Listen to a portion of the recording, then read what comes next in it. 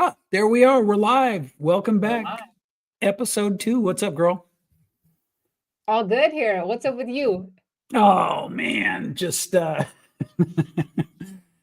being crushed into a diamond by by life circumstances. Um really been really been focusing on and tripping on and kind of like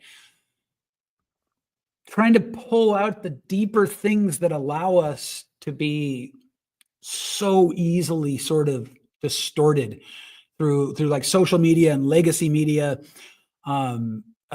Just it's crazy to me, and it's more than that. It's how different it seems to be than the world outside our doors. Oh, and oh, and how people, different planet. what do you think? Do people not want to, or just not aren't able to sort of make that connection? Because to me, that's just so crazy. Like, I joke on social media, yeah, you might be a crazy, liberal, whatever, or rednecky, whatever, but I'd still help you if you had a flat tire. Right. I have a And funny story. yeah. I have a funny story about that. But to illustrate, so I've always so right now, obviously, I'm the only one here in America from the whole family, and everyone's back in East Europe and scattered all over the world, mostly. Hmm. And whenever I ask them, like, okay, y'all need to come visit me, my grandma, she goes, no, because no, all the men think they are women, and there's a drive-by shooting in every street.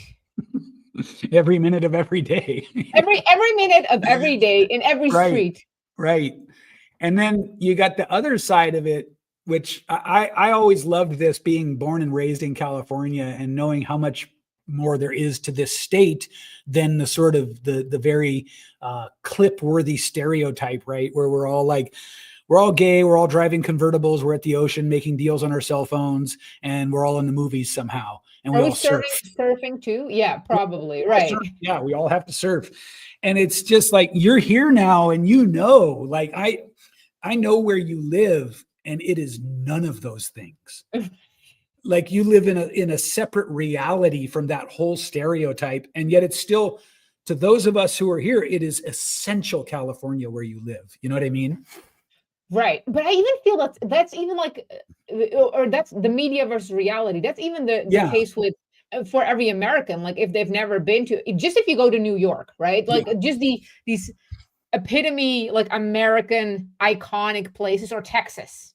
yeah, yeah. Just Texas in general, right? Not even Right, just right, we're just like yeah, Texas, Alaska.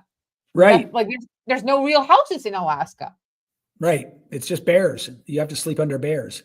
You live in a hut or something. Yeah. Well, what you do apparently is you somehow manage to kill a polar bear, and As then one you does you in as one Alaska. does, and you tunnel under it, and you tunnel out a little living area, and you stick a chimney through the bear, and you're good to go. At least that's what I thought.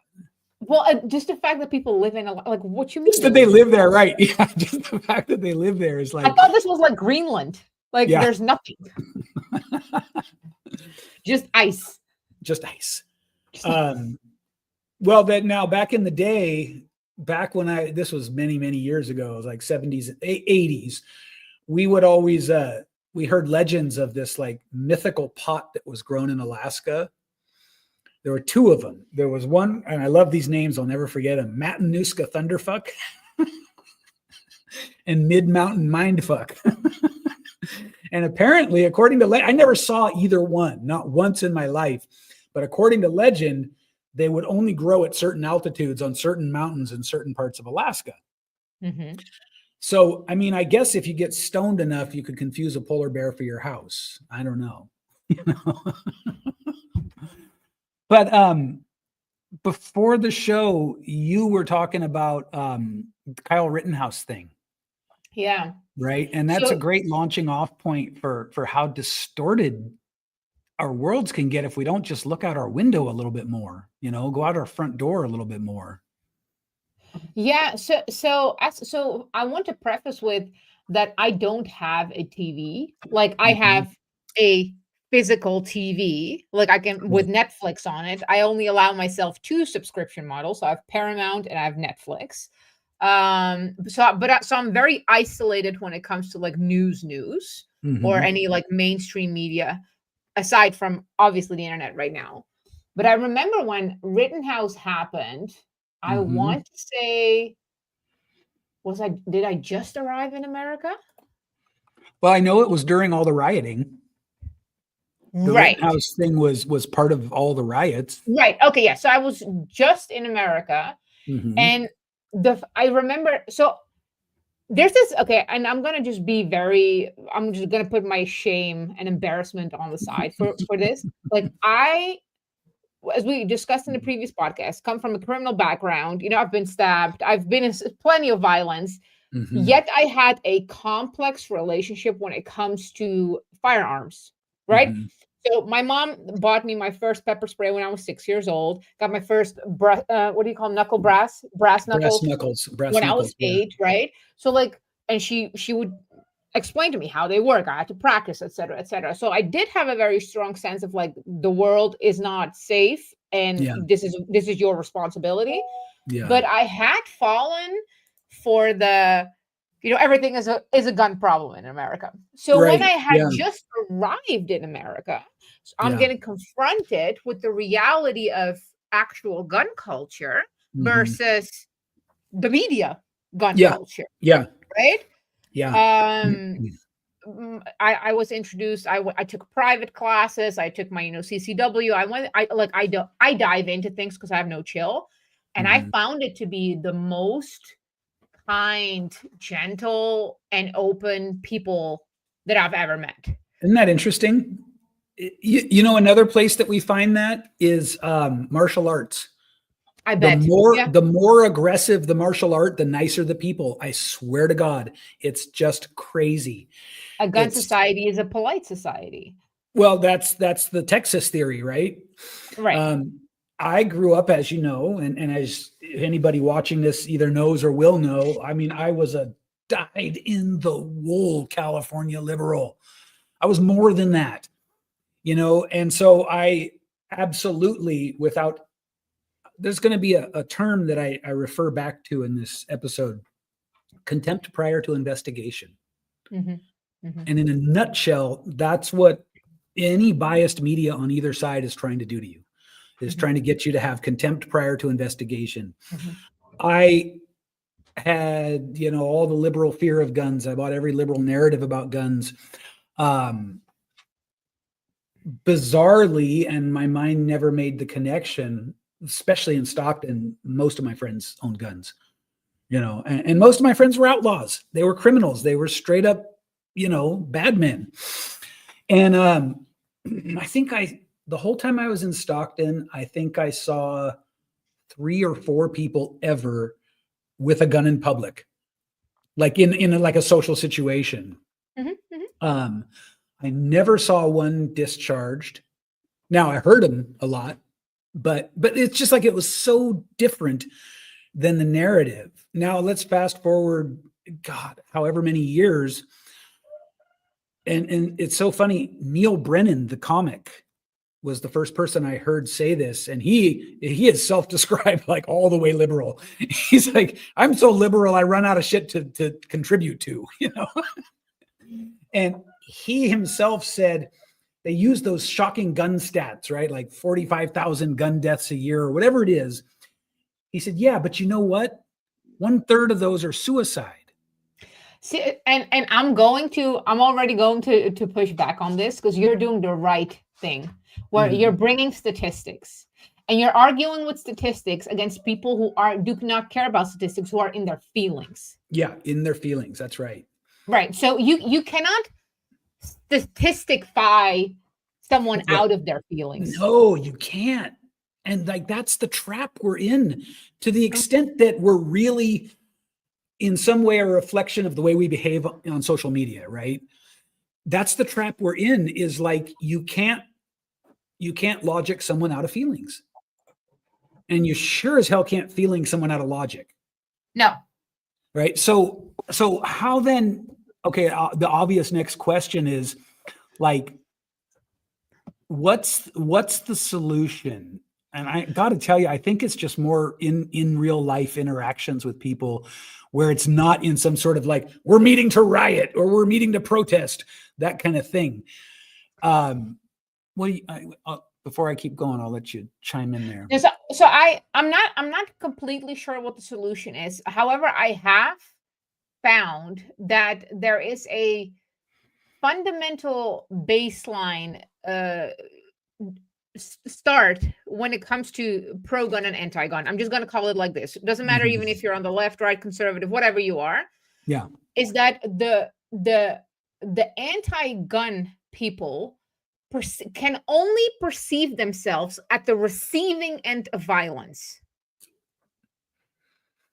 Right? So when we speak of things like protect yourself, responsibility, they cannot grasp that because that's not their view. So when you look that way at the world, you and mostly this is like a city thing, right? Your only confrontation with this dangerous thing called a firearm or a gun is those bad people, those criminal cops, and that's about it. So you don't see a what I would call a healthy representation, what you have in the rural, right, where it's being used for hunting to protect my fucking animals, right? So when we have this conversation, you go like, yeah, but what if the bad guys? And they only think like, yeah, but the bad guys are going to use it against me. Yeah. So I often, when I have these conversations, and I'm definitely manipulative in this, like I'll even tell them that I'm going to manipulate you with how I'm going to present this argument is. Men are dangerous, right? And they'll go like, yeah, me too, blah, blah, blah, blah, right? And then I go like, my sister, she got assaulted. She grabbed her gun and shot the rapist right before he could penetrate her. Yeah. What do you think about that? Right. Instant error, right? Because now it's like, oh yeah, we are anti-men and we are pro-women, but right? So we're already starting to wobble a little bit. And this goes even for like, the minorities, and blah blah blah. Like if you truly believe that minorities are at risk or danger, you want to equal the level field, right? That's not going to happen by disarming everyone, because the bad people don't care about any general rules. So you have to bring it up. Yeah. So when we say is the solution, yes, endless conversations, but it's mostly playing into the feeling aspect of them. But the biggest challenge and wall you bump into is that they perceive themselves, and I'm going to use a very derogatory term, as infants, and someone needs to rescue them and solve things for them. Yeah, there's this deeply ingrained sort of I'll call it a sub-narrative about sort of happily playing the victim. Sure. Well, there's playing the victim is the biggest control field, right? Because and no one out there who's like, everything that happens in my life is my fucking fault, is my responsibility, is my blame. Like, that doesn't sound cool. However, right? Because there's nothing, you can't respond to that. However, if you go like, this happened to me and this and that, and like you control everyone's emotions. People want to listen to you even more. Now you're the center of attention. So victimhood is a currency of like huge proportion. Victimhood is a currency. Absolutely. There was one other place I wanted to go with that. Shoot, please don't. I was listening to Bill Murray on a podcast the other day, and he keeps forgetting words, and he's just so open about it. He goes, "Oh, please, God, come back." So one of the things that I think, well, let me share what helped for me. And anybody who already knows me knows this, but I had one of those what they're sort of overly simplifying as red pill experiences. In 2016, we talked about leaving the country, and we were serious. We thought, my stepdaughter is half Venezuelan, and we were legitimately buying the hype and thinking it was going to be just a straight up tidal wave of race war, because literally that's what was being sold to us. Well, obviously none of that happened at all. It's certainly not in the suburbs of middle California. You mean your neighbor still said hi to you? Good morning, Right. neighbor. Howdy, howdy. Exactly. And so I still was like, I really had a visceral hate reaction to Donald Trump. I did. And I think that's fair because he's so caustic and he's so bombastic and he's so arrogant. But then I call it the very fine people moment, but it was actually a different video that had been circulated, edited. Don't trust edited clips. Where it looked like he was saying something awful and horrific and unconscionable. And then somebody showed the whole video. And it was like, wow, that's not only was the content twisted, it was flipped. And then the now famous or infamous Very Fine People video, there are still people that were trotting that out during the campaign, and it's been thoroughly debunked. And if you don't know, it's still today, by the way. Yeah. And all you have to do, not for you, but for anybody watching, is just search the unedited version of that clip, and you'll see that like 12 seconds after they clip it, he goes on to straight up condemn, the Nazis and the white supremacists. But that in and of itself is important. But what was important for me was that was the moment where a little bit of the sticker peeled back. And I was like, hold on, let me just pull on this and see what's going on.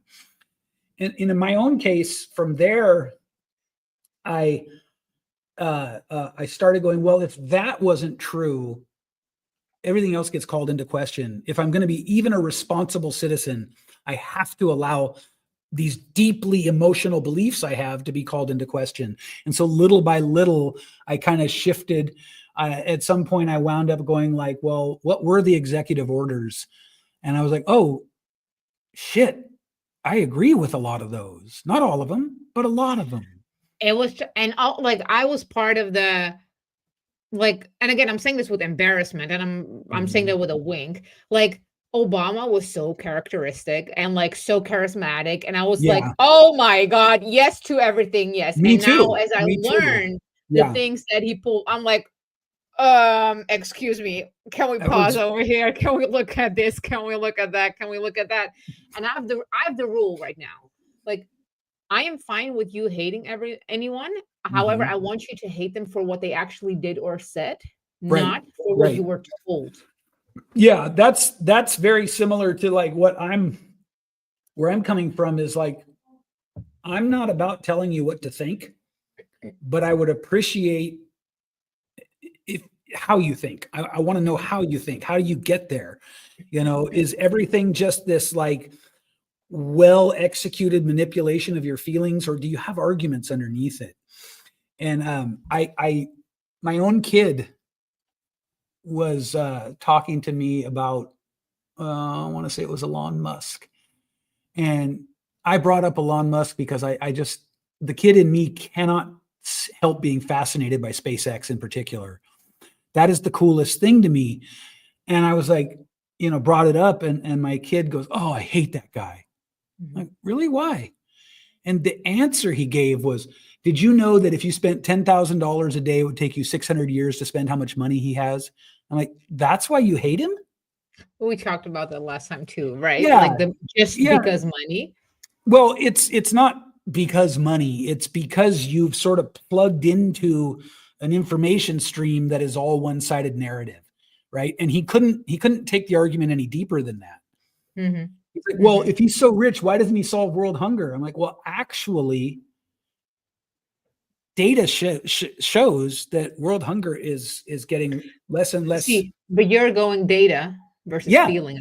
But at some point, it's like, I guess the point I'm trying to make here is he was totally co-opted by 100% emotional narrative, and so I said, and at this point, I'm kind of playing with them. I'm like, so transitioning the world to sustainable energy while making us interplanetary, while staving off the advent of AI taking over, while that isn't enough for you, he should also solve world hunger. And, he's kind of caught off guard and he had to defend himself. And he goes, well, yeah. And I said, well, good for us. His brother is solving world hunger. You know what I mean? So the thing with emotional people is that all you have to do is ask questions, because the emotional people have a lot of ideas that are based in good faith, right? Violence shouldn't exist. Right. Men shouldn't rape. Homelessness shouldn't, like, people shouldn't be homeless. Like, those are technically. Shout out Bill Cosby, by the way. Yes, right.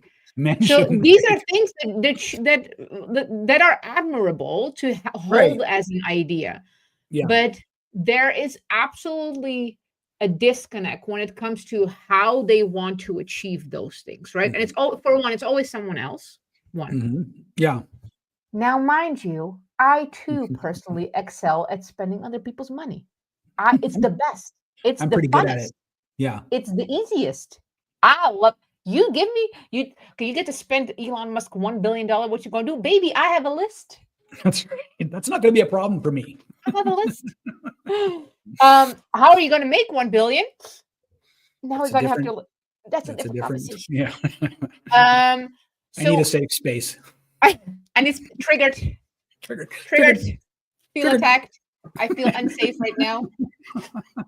And by the way, like, for anyone who's actually experienced violence, to say that words cause unsafety, like, nobody who's experienced real violence says that. No one. And all of us are insulted. Like, yeah. Like, I'm gonna say the bad thing. I'm gonna say the fucking bad thing. This episode 2, I'm gonna say the bad thing. If you feel unsafe because of bad words, you deserve to experience actual fucking violence. Then come back at me.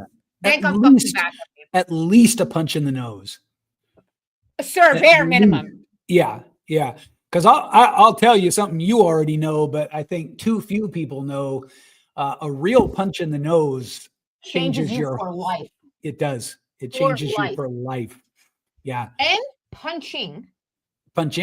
Yeah. Harder than it looks. It's a different change. Harder than it looks. It's a different physical sensation. Yeah. The part you touch, it leaves a mental mark on you forever. That is so true.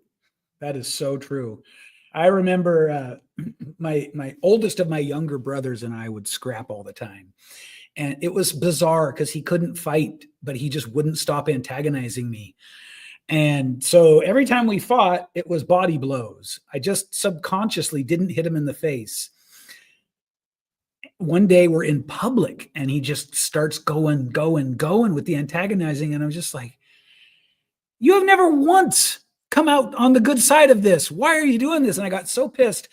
I willed myself to just right in the nose. And it was the hardest thing I had ever done. But that was also the last time he ever antagonized me. But I remembered like it happened 2 minutes ago. It makes my stomach upset. Yeah. It raises bile. It makes my adrenaline spike. And that would have been 45 years ago or something. Yeah, no, you're right. It's trust us when we say words are not violence, kids. Words I remember the first fight I had, and I grabbed her hair. Yeah. And I pushed her with my foot on the floor. And I remember the hair getting loose. And I could feel that still. Yeah. I'm like, oh, too much. But too far. But so this is even the good feeling, like, bullies shouldn't exist. We should be able to talk about it. But again, it's not in touch with how reality works, right? People rape, violence exists, which is part of nature. Yeah. Even the fact, like, we shouldn't eat meat. We should be like all these things. Yeah. War shouldn't exist. Well, nature fucking knocked on the fucking door and disagreed with that, motherfucker. Yeah. I thought of a way that I think summarizes this nicely. Any belief system that anywhere within it has, if only everybody would, or if only everybody would not, is a waste of time. Yeah. Yeah. It's just, we are all different. We're all snowflakes and we're all special and unique. And any philosophy that requires all of us to adhere to one idea is just not going to float. And I wanted the perfect meme that came by. It's a picture of people sitting in a circle meditating. Mm-hmm. And the teacher go, and now I want you to send out peaceful, loving thoughts to all sentient beings on the planet who have exactly the same political, economic, and religious belief as you do. Yeah. Perfect. The rest can fuck off. Yeah. Speaking of that, we are now we've come past the moment that I predicted when I first saw the sort of the rise of the cancel culture thing, right? Mm-hmm. And I saw like, oh, now Trader Joe's got canceled. They had I don't know if they do it or not now, but they used to do like their frozen burritos were Trader Jose, and their frozen orange chicken was Trader Ming's, and apparently that at one point was considered racist, which is really not racism. And so there was a move to cancel Trader Joe's. I found out after the fact that it was started by a 15-year-old kid. But here was the thing. At that point in time, I said to my wife, and I said publicly, this is unsustainable, because at a certain point, you will be reduced down to groups of one, 1 million groups of one, and you'll be canceling each other until it's just you floating in space alone. You know? Also, but can you imagine how, if you're walking around and you see the world's, you're part of attacking the world, right? Or these groups, or these people, these individuals, and you see your own people turn on each other, like what kind of stress that must induce in the body. Like you're walking around like a fucking nervous particle, not an excited particle, like a nervous particle. Yeah. I saw there's a podcast and a website and a publication called The Free Press that I've recently discovered. Fantastic. They do a wonderful job of bringing in opposing views. They do a wonderful job of keeping it high-minded in the disagreements. And the girl who founded it is a girl named Bari Weiss. Shout out Bari. And she was doing an interview that halfway through the interview, I found out, oh my God, that's her wife she's interviewing. And her wife was part of the cancel mob. And so the interview was on the moment that she couldn't do it any longer. Like the moment that the veil fell from her eyes and she saw, this is not sustainable. This doesn't feel good, because they apparently, she didn't say it explicitly, but the creepy part was she intimated heavily that it was orchestrated. It was planned. It wasn't just go on Twitter. Go on Twitter and shout cancel so-and-so and everybody latches on. It was orchestrated beforehand. And they wanted her to cancel one of her colleagues who she liked. And they wanted her to cancel this person, if memory serves, over something. Well, but it was over something they had done years ago that was exhumed. Yeah. And she was just like, that was her breaking point moment. She couldn't do it. And she said, immediately they turned on me. I was like, whoa, that's it in a nutshell, right? It's this thing where somehow you've been sold this idea that nothing is more important than this mission, and yet the mission is ill-defined. But so it's like a cult. It's like a cult. It really is. Without a clear sort of ethos. It's just whoever we decide is on the out. No. This is the thing. It's not who we decide, who we got told. Right. So there's a hierarchy. Somebody decides. Right. Yeah. Somebody decides, the cult leader. That's right. And the little minions. Yeah, exactly. Spread out. I want to find out. So this is what's killing me. We'll use that analogy. Who's the cult leader and to what end? This is the thing that kills me. It's like, what? There has to be an agenda behind it all. So I think we ended on the last podcast about that. We might have. Question, right? It's not. I'm not done talking about it. It's not control. It can be entertainment. For one, I am not convinced there's a singular group or individual. I think it's many chaos from many points, internally and externally. Look, and I'm a be transparent. As a sadistic motherfucker myself, I can enjoy the fucking theater. But now let's take that and let's just explore it a little bit, because at a certain point, when you see these radicalized viewpoints, which I think it's fair to call that extremely radicalized viewpoints, if you're willing to turn on a friend because they won't join in one cancel, which is just one tweet, that's all it is, and then you turn on them, that's radical. But if you operate from the narrative that you are on the good side of history and your friend, you just learned that he's an actual Nazi and he called the brown coats, or what, I don't fucking know these American terms because it's all in European language, but you figured out that he called on you because you were hiding the Jews, then all of a sudden it's very easy. But how do you reconcile that with your idea that there is no sort of one agenda and sort of focal point for starting it? Because that's a very focused thing. And so when I look at it this way, we see people coming out of colleges, particularly Ivy League colleges, which in and of itself is an irony, right? Because those are the privileged. And they're now... Stop bringing your logic. Their feelings aren't ready for that. They're just going to have to deal. These are the privileged, right? The people that get into Columbia and Yale and Brown and Harvard and Stanford, those are not your run-of-the-mill average, junior college people that are going to go get a mid-level job in an office. This is the privileged class. Then they get radicalized somehow, and then they come out and they go into these great jobs at these great companies and radicalize the companies. And so now the success of companies, which is for better or for worse, it's a pillar of American society, right? We are capitalists. The success of companies is a pillar of American society. The men do men shit and women do women shit. And it's cool if you're a man and you want to do women shit and vice versa. But broadly speaking, you need both, let's call it, I hate this word, polarities. That gets undermined.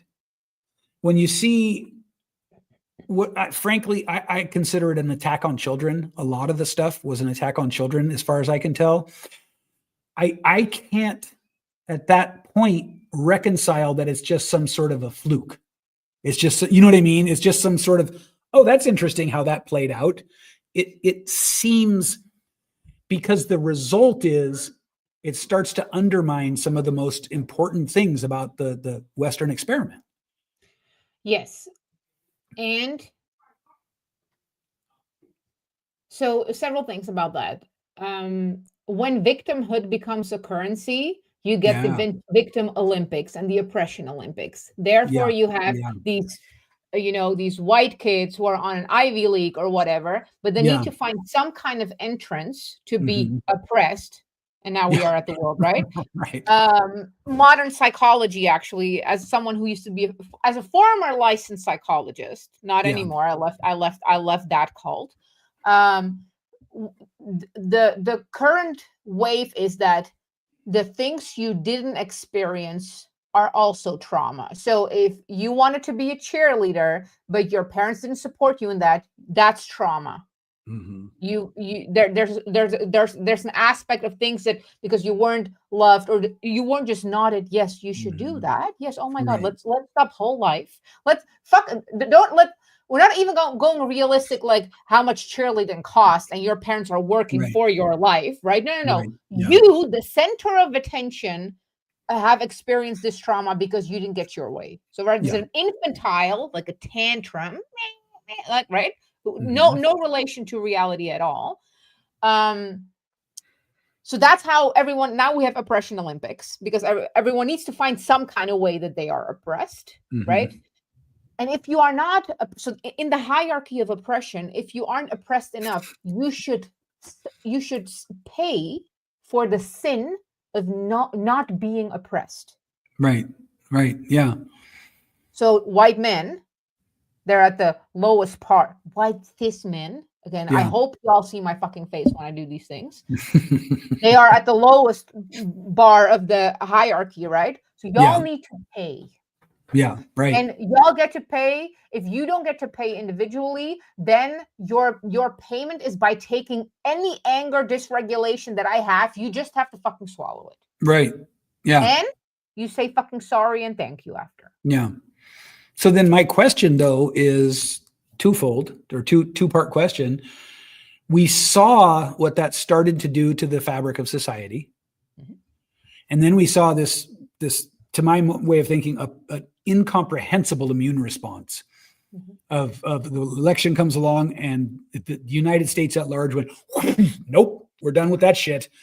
And you know, that's funny too, because I see the talking heads and the pundits talking about this aspect of the Trump presidency and that aspect. And I'm like, I think you guys are missing the big picture, that it's really just, and especially the pundits on the left, what is America just racist? Do we just want to hate women? And no, we just got sick to death.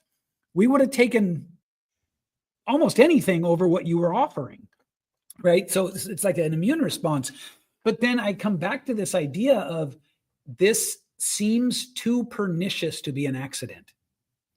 That's what I really want to sort of unpack. Do you think? I do. I'm not sure. But I do. I feel like there was, if let's say just for the sake of argument that Mhm. socially white men were completely ostracized, Mhm. right? And let's say socially, the alarming trend, I thought it was alarming, in numbers of kids that were identifying as other than hetero, right? Whatever it was that they were, it was something other than hetero. Mhm. I don't see how that could do anything but lead to less babies. And one surefire way to topple a civilization is to decrease its birth rates. Very hard to come back from that. Yeah, but you're going too far. And Well, I'm that's what I want to Yeah. unpack, because so again, as a extreme former feminist, yeah, for one, the world is a horrible place. Why would you want to create more life in it? Two, children are parasites. And three, I can't even regulate myself. Why am I expected to take care of this little parasitic thing or anything else outside of my bubble?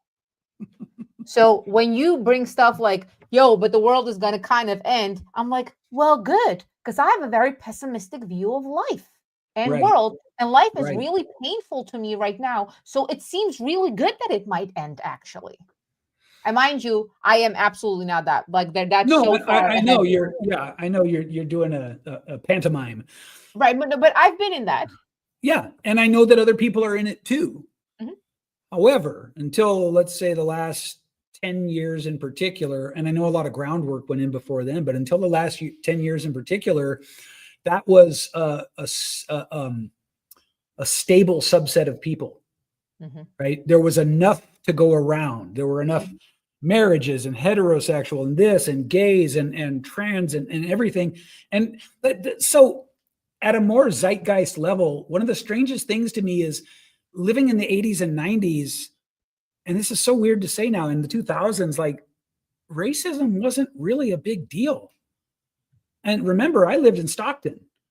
And so I sort of have the perverse privilege of saying I experienced real racism based on the color of my skin, just flipped from what is sort of the traditional kind of idea of it. I was singled out for being white. I had my ass kicked for being white all the time. Right, but the idea is that if you belong to the demographic that's economically superior, you cannot experience racism. That's the new idea. And we did talk about that last episode. Mhm. And we talked about how that actually came about, which again, see, that's sinister. That's why I think it's not just a fluke. Why would a college professor quietly redefine racism, not tell anyone they did it, and then proceed to teach class after class of kids that this is what racism is instead of this? Just for kicks? You know what I mean? Just out of spite? No, I know. So me and my husband often, like me and my husband talk a lot of politics, and we solve the world constantly. And we keep coming back to the open answer that I'm just going to preface this. I'm going to preface this with a personal story, just very, very shortly. A few years ago, I experienced, I was helping a friend, and how am I going to say this? And this friend was constantly in touch with his family, which was batshit crazy. And I'm talking from, stabbing each other to, calling immigrations on each other, whatever the fuck, right? Stockton families. Fucking bad, yeah, full on, right? And as someone who has actively made her life to be in very strong and healthy environments, I kept being like, now what, the question is, why would they do that? And Right. then, I would bring details to the story, and the husband would be like, maybe this, maybe that. And we keep coming to the conclusion, we keep trying to rationalize something from a healthy perspective on why crazy people do a certain way, because we look at the world from a healthy perspective. Mhm. At least we attempt a healthy, right? And it's because we miss that crazy particle. So whatever rationalizing we do, and it's even when people go at Hitler, right? Look, well, if he was loved enough when he was younger, everything would be fucking fine. It's this simplistic because just completely disregarding that people genetically probably just miss certain things, and then environment, catalyzes it, starts it, ignites it. I don't know. What I'm saying, though, is that to my perspective, that inherent tendency in humans has been capitalized on. That's my point. Sure. But then I come full circle to what was the end game? But why does there need to be an end game? Because it was too pervasive and too widespread for me to be satisfied that it was a fluke. But why can't it just not be? And I'm hesitant of using the word experiment, but I think that's the close to come. Like, let's spread this here and let's just see what happens. Like, we know whatever happens from that, it's not going to be good, right? But let's see how it moves. Like, this is a virus. I don't know how it moves. I just know it's a virus. Right. And so using that analogy, my question is, who spread it? So I think you're suggesting maybe it was just chaos, right? Maybe it was just some sort of anarchistic pulse. But I thought that for a while. And for me, my experience was really everything changed for me when Trump won. It really did. I remember watching, I was like, oh, it's election night. Let me go on TV and find, the commentators talking about it. So I go on regular TV and it's CNN, NBC and all them, and they're not even talking about it. It was bizarre. So I go, well, YouTube's got to have something. And so I go to YouTube and I find tons of those independent channels all doing election night updates. And I'm watching this panel of talking heads. I don't remember what channel it was. And they got the ticker tape, much like ours down here. And it's updating the electoral college votes, right? And the people are talking, and I watch Trump go from like 262 to 302. Like, he won. That was it. They didn't even catch it. And so they're sitting there talking, and all of a sudden one of them goes, hold on, you guys, got to break in. And then they announce it. But it had been sitting there for like a minute. Anyway, at that time, it was like a slow unwinding of stress I didn't even realize I had. And I was like, whew, because for me, it's less about left and right. It really is. And it was about like, I know things like stage training. I know body language. I know these things. And I watched Kamala Harris. And I'm like, that's an empty shell. That is terrifying to me. She can't answer questions outside of a tightly scripted environment. She goes on this word salad thing. She does this like pantomime of being happy and jovial. And do yourself a favor. Watch any of her speeches or interviews with the sound off sometime. It's spooky. It's spooky. So anyway, my point here is only after that happened did I really start looking into all of this stuff, the sort of what the right calls the woke mind virus. Prior to that, I had just ignored it. And weirdly, I didn't realize that I was ignoring it out of a sort of resistance to looking into it. Mm-hmm. And I needed the sort of, oh my God, she didn't win, to have the courage to look at it. As I start looking at it, that's when I was like, wow, this has gone way farther than I thought. I didn't realize it had taken over companies outside of social media. I didn't realize like that Jaguar commercial that we talked about, that was a modern art thing, like tribute to Technicolor gender amorphism, but nothing about cars, was like, whatever it is, it has completely overtaken some companies like Jaguar. It threatened to overtake other companies. It was in the government. So I just want to say it's not overtaking. It's capitalizing on markets, right? Companies don't do activism; they do marketing. Well, no, that's kind of my whole point, is some of them started to do activism. No. They do marketing. They don't do activism, because the moment they flip, Budweiser is a great example, right? Oh, so you're saying that they were doing it for marketing. They thought they are doing it for they do not care about moral or ethic. I'm not saying they are amoral, but that's not their primary motivation or operation. Capitalism, or not capitalism, like capital. Creating products, whatever, to target profit, etc. That's the main MO for a company. So when we say it took over companies, no, these companies, they will just play to touch on, because that's what the people are talking about. That's how the people are behaving. That's what I thought too. I have come around to a different thinking now. So while we're talking, I just asked Google, here are a list of some companies, according to Google, that are refusing to eliminate DEI. Come on, get out of there. Apparently, okay, where are they? Pinterest. Give me the list. Apple, Ben and Jerry's. And this is where this stuff is now massively culturally unpopular, but they're refusing to let it go.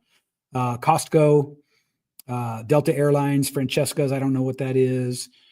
JP Morgan Chase. So the list goes on, right? Do you think that those companies still see a bottom line dollar value? Because I get your point that's what I thought at first too, was this is just marketing. Well, it is just marketing, because if it wasn't, then they wouldn't have started with DEI the moment it became a law or rule. They would have always had it in their company. Well, let me push back on that. As new waves of people graduate college, indoctrinated into this idea, absolutely, they move up into the companies and they gain positions where they have authority and control. And then they become champions for this thing.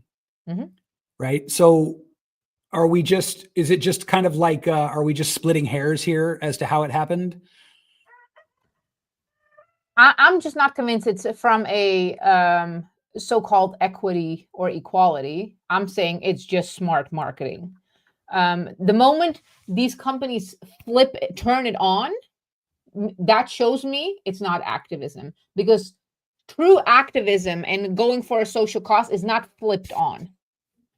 No, but I could see how it could take time to permeate a large company like JP Morgan Chase or Coca-Cola, right? Because I don't know how many employees they have, but it's got to be in the order of tens of thousands. Sure. And my questions to perhaps draw any conclusion would be like, okay, so they are saying they are not removing DEI, right? Okay, so what does that actually mean? Like, I would like question. That's what actual working culture, who is working there, who's hiring, like what is you can say this, and this brings me to I'd like to make 2 points about this.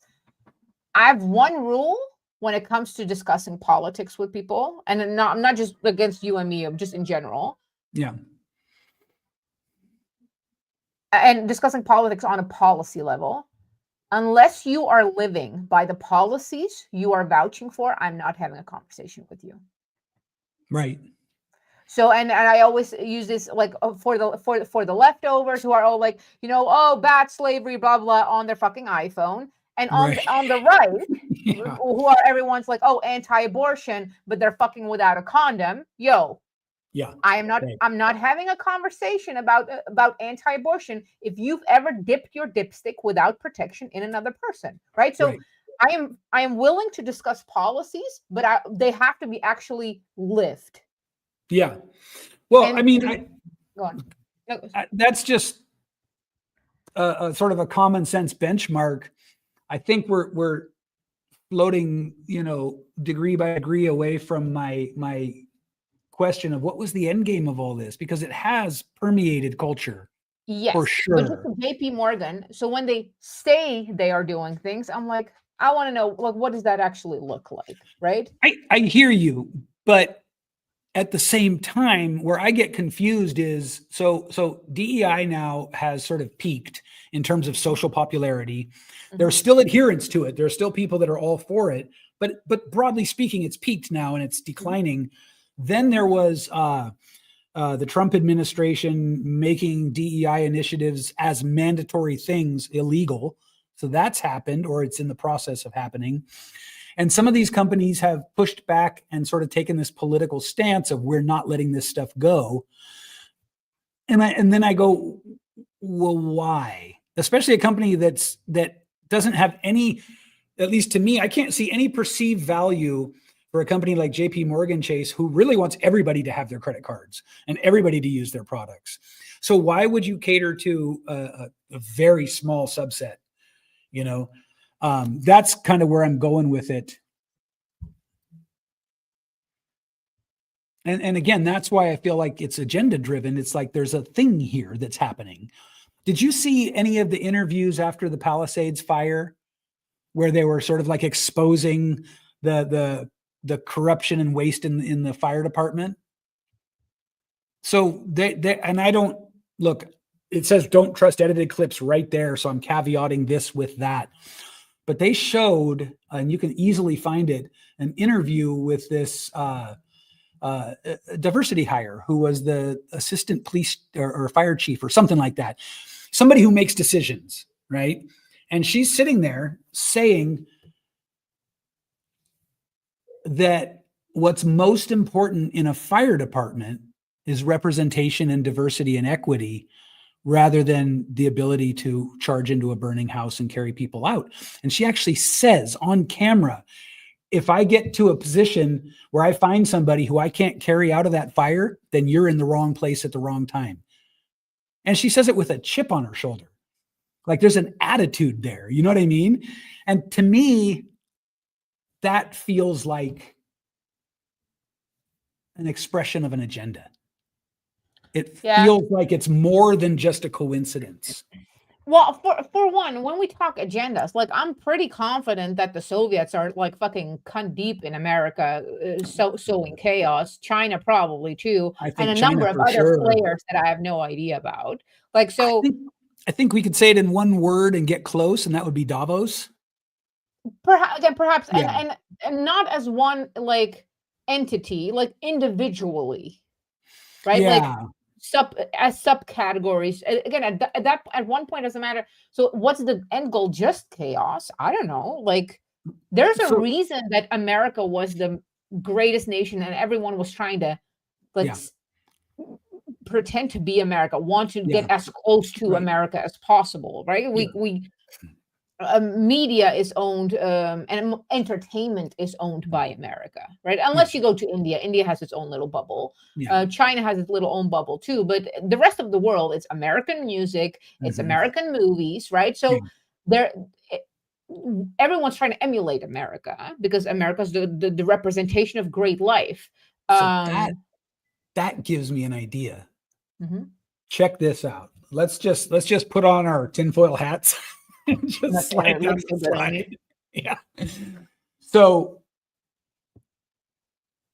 I know that I don't know. I know that what I have heard, and frankly, at some point, it has to just come down to sources you trust because there's just too much information out there. So I'm just going to say sources that I trust. That the World Economic Forum and that Klaus Schwab guy, that weird Bond villain in the pajamas, represent a school of thought that is anti-Western democracy. It's globalist in nature, right?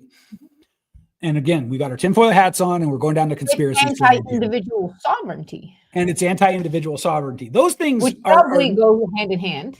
Oh, 100%. Yeah. Those things are not really too debatable. That's pretty well established. But then you got people like, CEO Larry Fink of BlackRock, which is that they control $3 trillion, going to Davos every year. So the conspiracy theory might look something like this. All of the citizens of our countries wish they could be American. That doesn't work for us. How can we undermine the American experiment? And it obviously couldn't be something simple and obvious, right? We're too smart for that. And you see where I'm going with this? No, fully. And I don't think, as a European, people, and even me conversing with Americans about this, people do not understand in depth enough how America was founded. I'm not talking about, the gun people against the native. I'm talking the people, the rebels, the outlaws, the Right. shunned ones from Europe came over and had to survive the most brutal weather, circumstance, environment, nature, and then also other people.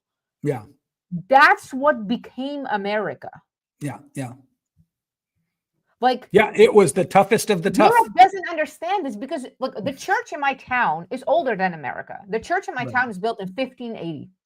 1580. America didn't exist back then. It didn't exist. We still go to that church every fucking week, right? So there's such a culture and way of living and thinking in Europe and other continents too, that that's what makes America so unique.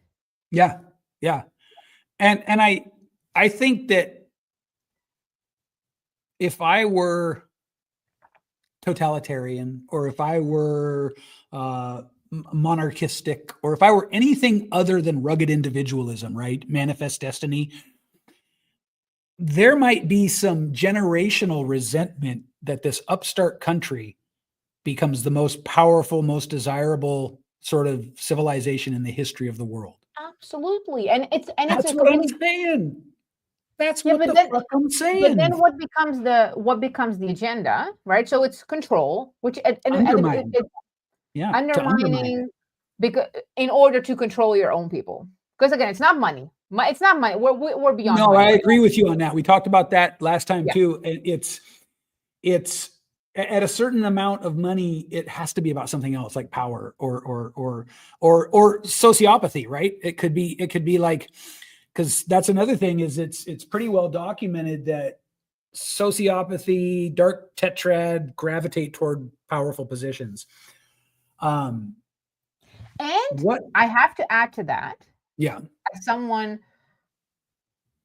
perhaps with some tendencies, getting powerful does change you. It creates and it depends obviously on what kind of direction you go. But as you and I, who have grown and come from level 0 -5 to level fucking 50, your tolerance for people becomes very little.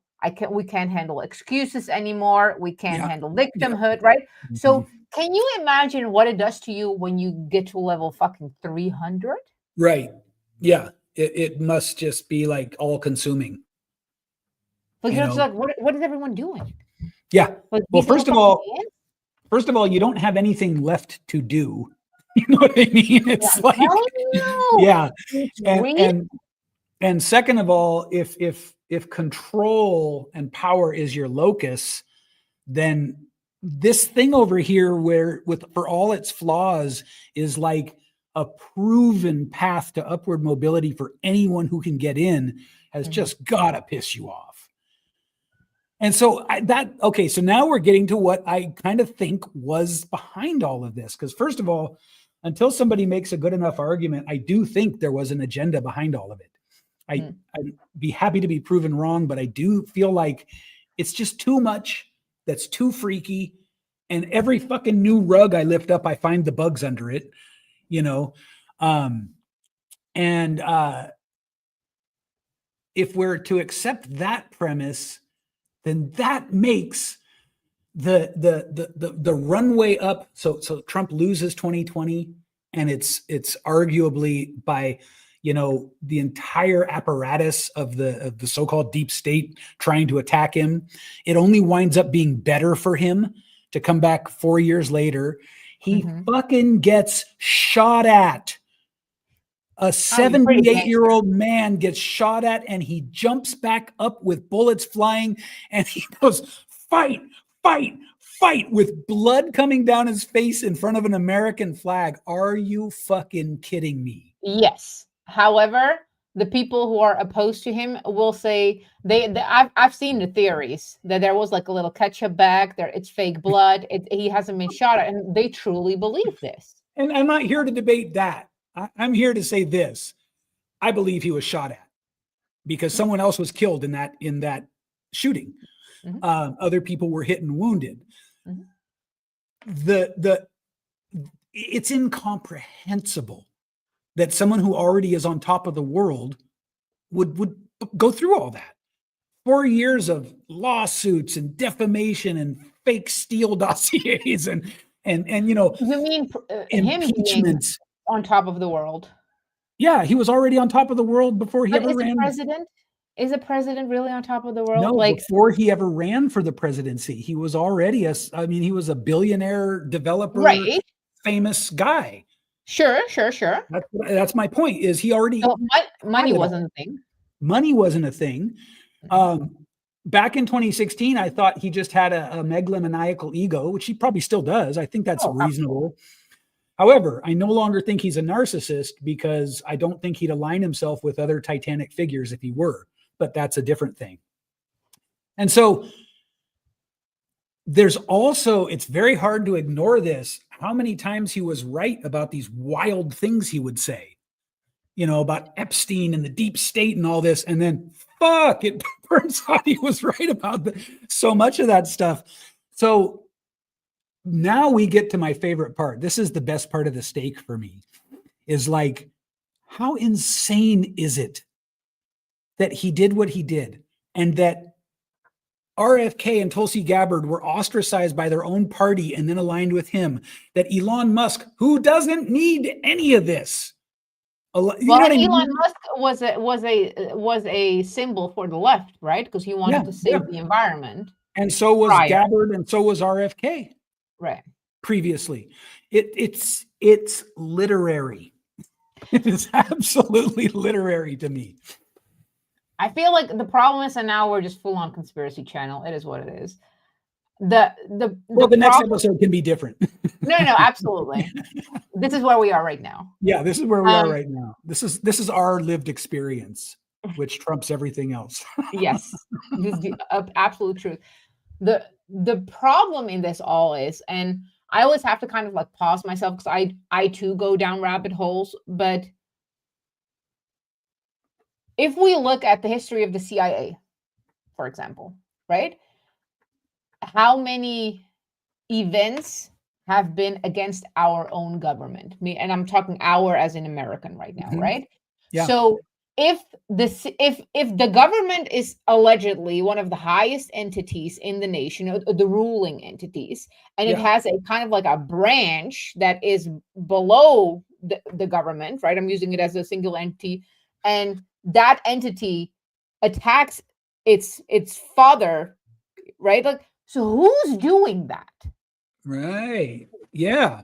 Well, we had just for a moment popped out of conspiracy theory and into, oh my God, I can't believe this all happened. But now let's go back into conspiracy theory. but the fact even that we have, and there's so many endless examples, you know, the syphilis being, you know, released in the fucking ghettos, people saying that smoking cigarettes hey, the Lucky Strike is good for you. Like, how did we end up that these larger entities are publicly even against not only its own citizens, but even its against its own authority entity? Like, who does that? How is it possible? And the problem where I'm kind of getting stuck always is when we use the word agenda, which I don't disagree with, but when we use the word agenda, my association is that it's a planned out activity and it cannot be done by one person. And then on the other hand, I'm like, I remember being in school and trying to do fucking something with 5 people. It was fucking chaos. How do these people get shit done? Yeah. So that is another thing that I think about. And, you know, everyone who's more than 5 years old will remember the just hailstorm of batshit conspiracy theories during COVID, right? I mean, it got loose. It got jiggy during those years. And it was like 5G and Wuhan and Bill Gates and all this shit, right? So we want a reason. 5G, yeah, 5G, bitches. So where was I going with that? Yeah. I think to even entertain this. So what I always would say during those years was like, okay, sure, to what end? And then I would make the same argument that you're making, that even if it was 0.1% of the population, that would still be like 50,000 people.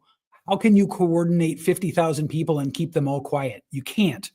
So I get that. And that's always the Achilles heel of any conspiracy theory. If, however, you take the word agenda and you expand the definition so that it's not a rigid 1 point to 1 point idea, but it's a broad goal, a push, then at least we can start to make sense of that part, right? Right. The agenda might be, for example, and I don't know, we're just back to the hats and the slides.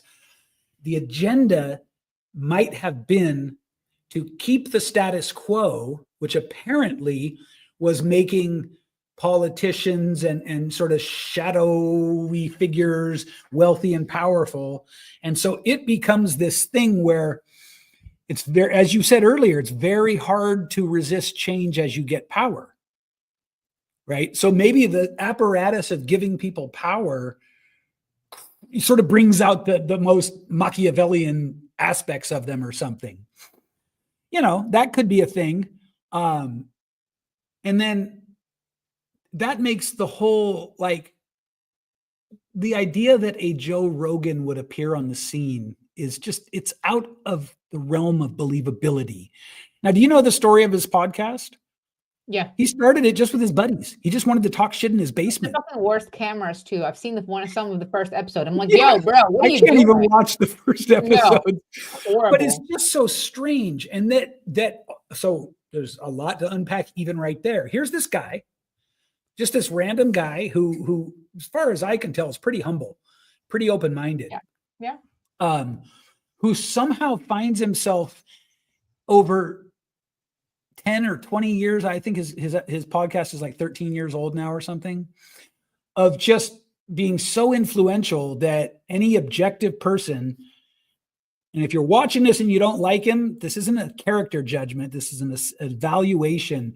He is the most successful interviewer in the history of the world. He is the most successful just by numbers. And he does this long form podcast. He has on any guest he finds interesting, you know, and he 100% influenced the election. And he did it publicly. And he just did it out of curiosity. So the fact that someone could achieve all of that and still sort of maintain their center of like curiosity and decency. I know a lot of people don't like him, but as far as I can tell, none of those people have really given him a fair shot.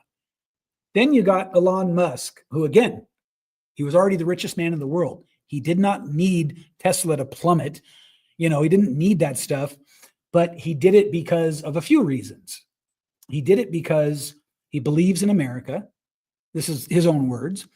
And more importantly, and I think more terrifyingly, he did it also because the Biden administration, by his own words, made it clear to him they would destroy him if Kamala won. They were going to shut down SpaceX. Now you want to get into conspiracy theories. Check this out. Eric Weinstein, the guy's just got a dark view on everything, but he's super intelligent. He did a talk that I just happened to catch on YouTube where he revealed, whether it's true or not, that the Biden administration, and this is batshit right here. We're going deep now.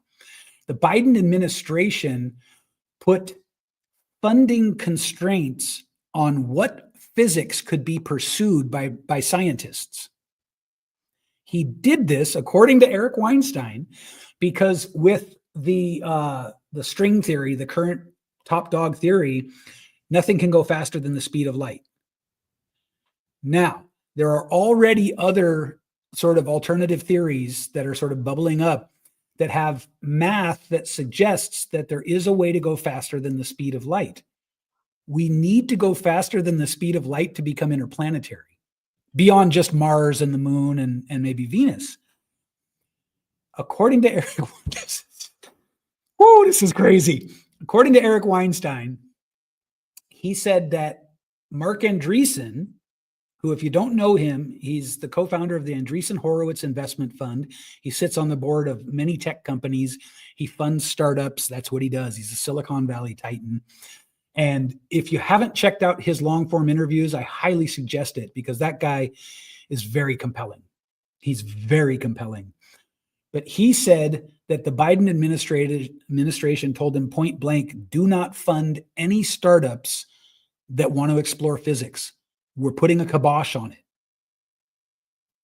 it. And then Eric Weinstein takes this and draws the conclusion that it's because the powers that be, the dark forces, whatever, do not want us to become interplanetary. How's that for an agenda? Well, talking like if you want to really go down to different angles, like I went through a deep occult phase, right? Which is you at one point, by the way, there's overlap between CIA and occult, but we can pause that. With the idea that the human race isn't even one race, right? So, but you have the reptilians, you have the Mongoloids, you have the Caucasianoids, you have the Negroids, and like those are all the different ones, and like there's 26 fucking races, tribes.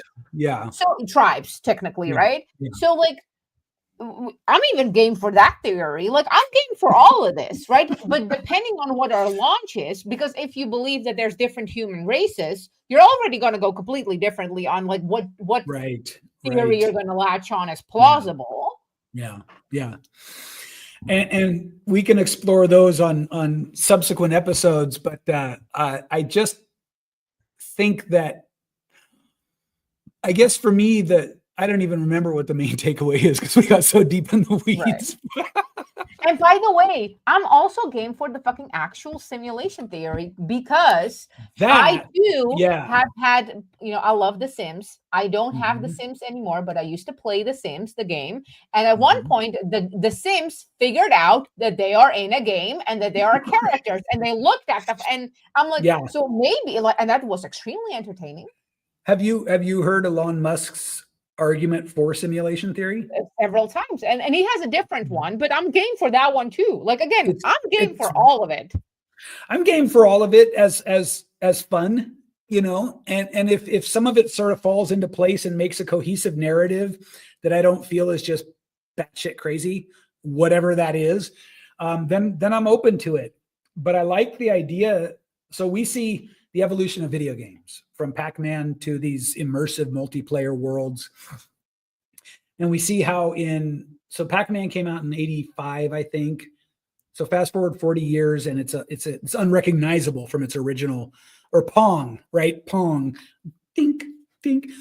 And so Musk says, if you even factor a 0.5% improvement every decade, at some point it becomes indistinguishable from reality.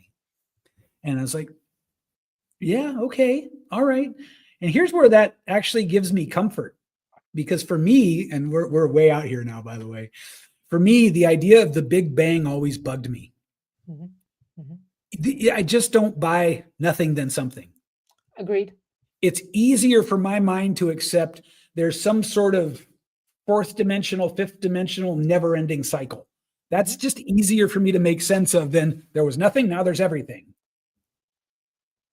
I don't know, man. That just, it just doesn't track for me, right? Mhm. And if it doesn't track for me, that's valid. And here's why.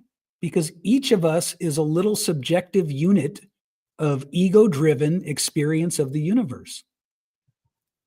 So fuck y'all. I love it. The one that I really like is the fall of Sophia, which is where consciousness splits itself and then creates life. That one is really complex. The other one that I find very entertaining and perhaps plausible is the one that I didn't come up with myself, but it's used in the show The Magicians, and I think I talked about that last time, where two gods are bored and they create Earth. Yeah. And one is very like logic, and the other one is just like, oh, I want entertainment. And then, then he finds that the humans get too boring and he plays it's a little drama and chaos. He talks like this too. I'm like, yeah, that's actually the most realistic way. Sure. Yeah. That reminds me of a Far Side cartoon, one of the famous ones where God's standing over the earth and he's got a jar and on the label it says jerks and he's sprinkling. And he goes, this ought to make it interesting. Yeah. Oh, so I think that's a good place to button it up for now. Absolutely. And by the way, if you're watching this and your own worldview has some sort of version of God in it, I'm perfectly comfortable with the idea that God set this all in motion. I have no problem with that. Or multiple gods. Or multiple gods. That's right. So with that, we'll see you guys next week. See y'all soon. Oh.